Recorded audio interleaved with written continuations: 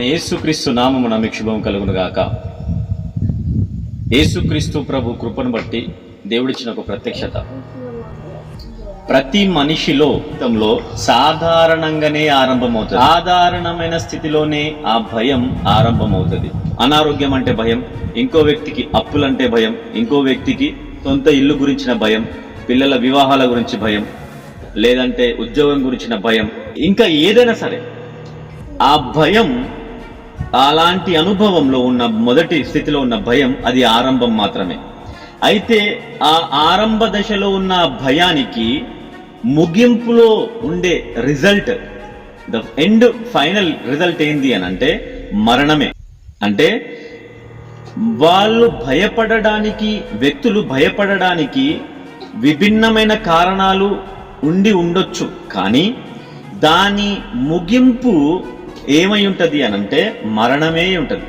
అయితే ఇలాంటి వ్యక్తులకు శుభవార్త ఏంటి?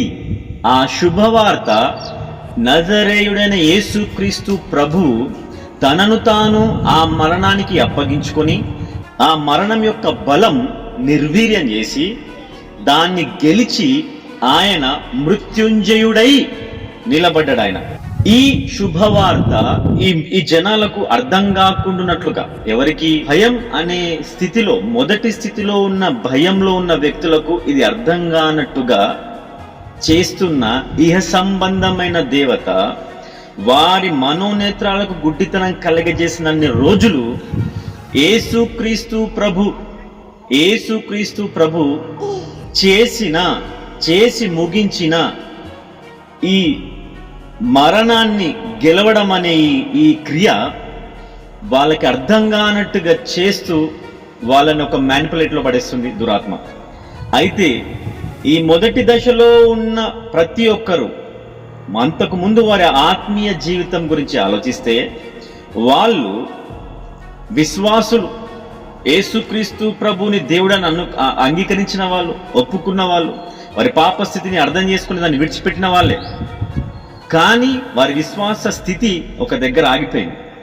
ఎప్పుడైతే వాళ్ళ విశ్వాస స్థితి అక్కడ ఆగిపోయిందో, ఆగిపోయిన తరువాత ఆరంభించబడేదే భయం. ఆ భయానికి అంతమే మరణం. కాబట్టి ఆరంభ దశ ఏమై ఉన్నా పర్లేదు, కానీ ముగింపు మాత్రం క్రీస్తులో నేను ముగించాల్సిందే. అలా క్రీస్తులోను ముగించే అనుభవం లేకపోతే ఆరంభంలో ఉన్న ఆ భయం తుదికొచ్చేసరికి మరణముతో అది ఎండ్ అవుతుంది, ముగింపబడుతుంది.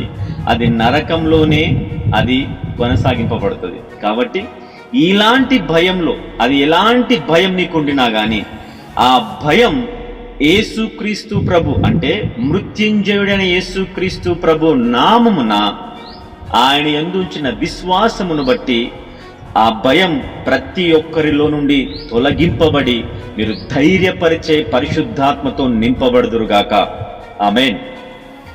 అట్టి కృప పరిశుద్ధాత్మ ద్వారా ప్రతి ఒక్కరూ పొందుకొందురుగాక.